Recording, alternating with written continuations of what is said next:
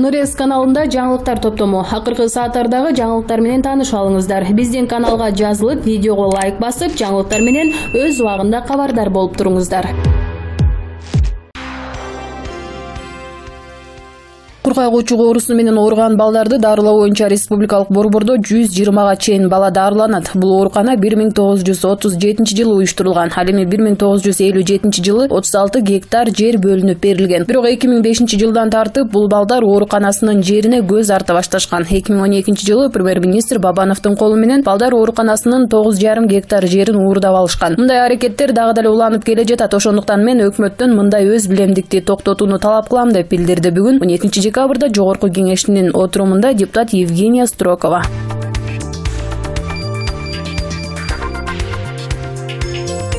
Биринчи май райондук сотунда мыйзамдагы ууру Азиз Батукаевдин мыйзамсыз бошотулушу боюнча соттук териштирүү башталды. Бүгүнкү отурум мурунку президент Алмазбек Атамбаевдин өзүн начар сезгендигине байланыштуу кийинкиге жылдырылды. Бул тууралуу жактоочу Сергей Слесарев билдирди. Анын айтымында сотко УКМКнын тергөө абагынан Алмазбек Атамбаевди дарыгерлер карап жатат деген маалымат түшкөн. Бул кан басымына байланыштуу болушу мүмкүн, деди жактоочу. Буга чейин мурунку мамлекет башчы процесске катышуудан баш тартып, тергөө абагындагы камерадан чыкпай келген. Мындан улам соттук отурум жылдырылган. Иш боюнча 19 киши айыпталууда, алардын арасында Алмазбек Атамбаев дагы бар.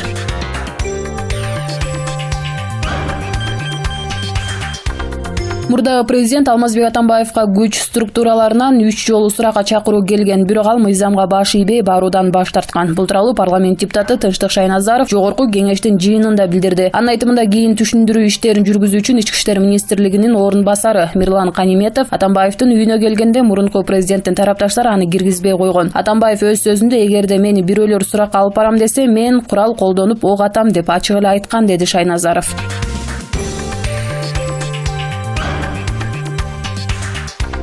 Бишкек шаарынын Свердлов райондук соту Матраимовдордун 3 маалымат каражатына карата доо арызына байланыштуу түшүндүрмө берди. Анда Жарандык процесстик кодекстин 145 беренесинде доону камсыздоо жөнүндөгү арызды ал сотко келип түшкөндөн кийинки күндөн кечиктирбестен жоопкерге жана ишке катышкан башка жактарга кабарлабастан карайт. Доону камсыздоо жөнүндө арызды кароо сумманы өндүрүү талабы коюлган. Бардык арыздар боюнча кадимки норма. Арыз иш сотко келип түшкөндөн кийинки күндөн кеч эмес мөөнөттө каралып чыгууга тийиш деп жазылганы айтылат. Бул жерде сот жоопкер тараптардын эсебинде бардык акчаны эмес, доогер талап кылган сумманын чегиндегисин гана камакка алуу тууралуу кеп болуп жатканын белгиледи. Матраимовдордун үй-бүлөсү Азаттык радиосунун кабарчы Али Токтакуновду Лоб KG жана 24 KG сайттарын сотко берип, жалпы өлчөмү 60 миллион сомдук доо койду. Аталган маалымат каражаттары Матраимовдордун кадыр баркына доо кетиргени белгиленип, моралдык чыгым өндүрүү жөнүндө өтүнүч келтирилген. Анын негизинде Бишкектин Свердлов райондук соту басылмалардын банк эсептерин камакка койду. Соттон келген аныктамага ылайык арыз төмөндөгүлөрдүн атынан жазылган. Искендер Матраимов Жогорку кеңештин депутаты, Райымбек Матраимов мамлекеттик бажы кызматынын төрагасынын мурдагы орун басары, Минавар Жумаев Искендер Матраимовдун аялы, Уулкан Тургунова Райымбек Матраимовдун аялы. Исмаил Матраимов атындагы фонд коомдук кайрымдуулук фонду. Доонун суммасы Азаттык медиа мекемесине 22,5 миллион сом, журналист Али Токтокуновго 10 миллион сом, 24 KG маалымат агенттигине 15 миллион сом, Клоп медиа коомдук фондуна 12,5 миллион сом. Соттун аныктамасы 10 декабрда чыгып, Кыргызстанда бардык банктарга жиберилген. Азаттык медианы тейлеген банк 12 декабрда мекеменин эсебиндеги 22,5 миллион сом өлчөмүндөгү каражат камакка коюлганын тастыктады. Соттун аныктамасында Матраимовдордун арызы эмнеге байланыштуу экени так көрсөтүлгөн эмес. Мурдараак Райымбек Матраимов журналисттер аткезчиликке байланыштуу чыгарган иликтөөлөргө байланыштуу сотко кайрылаарын билдирген болчу. Быйыл 21 ноябрда жана 4 декабрда Азаттык радиосу уюшкан кылмыштуулукту жана коррупцияны иликтөө долбоору жана анын Кыргызстандагы өнөктөшү Клоп маалымат агенттиги чогуу жүргүзгөн бажыдагы миллиондор карактоо жана калкалоо жана көмүскө акча ташкандар кербени деген иликтөө жарыяланган.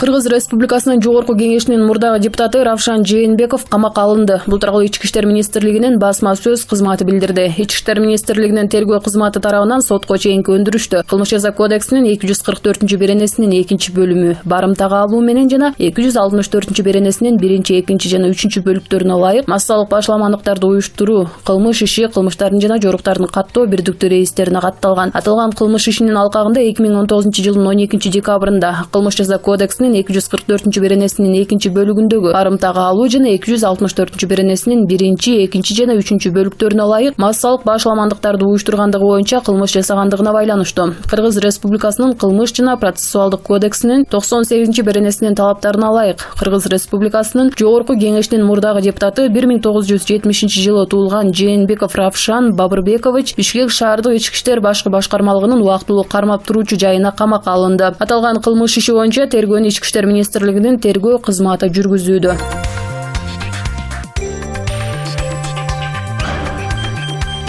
Башкы прокурордун орун басары аскер прокурор Нуркамал Набиев мурда президент Алмазбек Атамбаевди кой таштагы үйүнөн алып чыгып баратканда Ички иштер министринин экс орун басары Курсан Асанов жардамчысына берген кызыл пакеттин ичинде Атамбаевга таандык документтер болгонун айтты. Парламент бүгүнкү жыйында 7-8 августта кой ташта болгон окуяларды иликтеген мамлекеттик комиссиянын корутундусун карады. Кызыл пакетте Атамбаевга тиешелүү документтер жана башка буюмдар болгон. Тергөөнүн купуялуулугуна байланыштуу аларды айта албайм деди ал.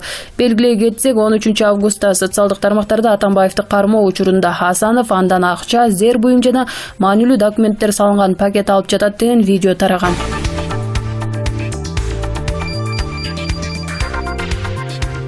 Президент Сооронбай Жээнбеков бүгүн 12 декабрда Бириккен Араб Эмираттарында жашаган кыргызстандыктар менен жолукту. Жолугушууда учурдагы актуалдуу маселелер көтөрүлдү. Президент Жээнбеков иликтөө жүргүзгөн журналисттерди Кыргызстанга келип, документтерин өткөрүп берүүгө чакырып, коопсуздугуна кепилдик берерин билдирди. Керек болсо мен да кепилдик берем. Келип фактысы болсо берсин деген президент укук коргоо сот органдарында бурмалоо болбой турганын белгиледи. Бул аягына чыгат, чыдап тургула, ошол далилдерди алып келип берсин органдарга. Чындыктын артында биз турабыз, чындык болот деди президент. Суроо бергендердин бири Чолпон Абдрахманова журналисттик иликтөө ашкереленген. Райымбек Матраимовдун декларациясында көрсөтүлбөгөн Дубайдагы мүлкү боюнча кандай чара көрүлөрүнө кызыкты. Мен да азаттыкты угуп алып тапшырма берип атам. Мына текшергиле, азаттыктан чыкты деди Жээнбеков. Азаттык радиосу уюшкан кылмыштуулукту жана коррупцияны иликтөө долбоору жана анын Кыргызстандагы өнөктөшү Клоп маалымат агенттиги чогуу жүргүзгөн иликтөөлөрдө Кыргызстандан бир нече жылда 100 миллиондогон доллар чыгарылып кеткени белгилүү болгон.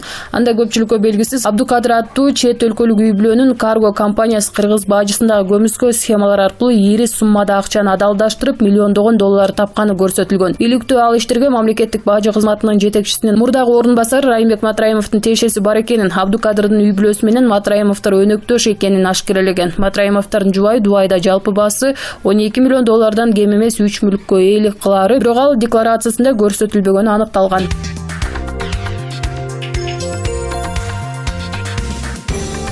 Кой ташта каза болгон спецназ Үсөнбек Ниязбековго карабин SVD үлгүсүндөгү куралдан чыккан ок тийген деп бүгүн 12 декабрда Жогорку Кеңештин жыйынында Ички иштер министринин орун басары Памирбек Асанов билдирди. Ички иштер министри Кашкар Жунушалиев карабин SVD үлгүсүндөгү снайпер мылтыгы Алмазбек Атамбаевга тагандык экенин айтты. Жогорку Кеңеште Кой таш окуясын иликтеген мамлекеттик комиссиянын жыйынтыгы каралды. 29 августта Кой таш окуясын иликтөө боюнча мамлекеттик комиссия түзүлгөн. Вице-премьер-министр Жеңиш Разаков, комиссиянын төрагасы Жогорку Кеңештин депутаты Бакытбек Райымкулов комиссиянын төрагасынын орун басары болгон. Ал эми комиссияга Жогорку Кеңештин депутаттары, өкмөт өкүлдөрү, коомдук ишмерлер кирген.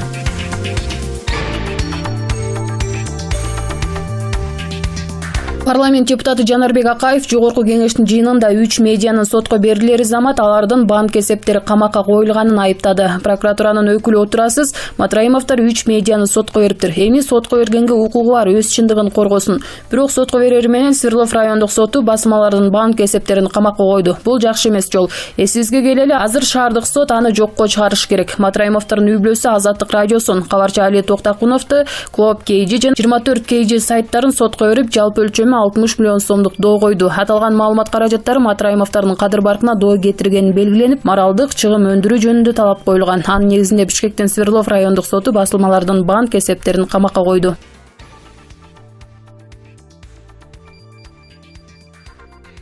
12 декабрда Кыргыз Республикасынын Жогорку Кеңешинин отурумунда депутат Айсулуу Мамашева сот аткаруучулардын маселесине көңүл буруп, өлкө боюнча 205 гана сот аткаруучу бар экенин, алардын эмгек маянасы 7-13 миң сом экенин билдирди. Бир сот аткаруучунун мойнунда 700 иш бар экен. 2017 жылы премьер-министр Сапар Исаков сот аткаруучулардын сыйлыктарын тартып алып, 7-13 миң сом айлык менен гана калтырган. Ошол эле маалда аларга кол салган учурлар да болуп келет. Мындай шартта жогорудагыдай айлыгы менен алар кантип иш алып барат деген эл өкүлү сот аткаруучулары көңүл сыртында калып жатканын аткаруу бийлигине багыттады.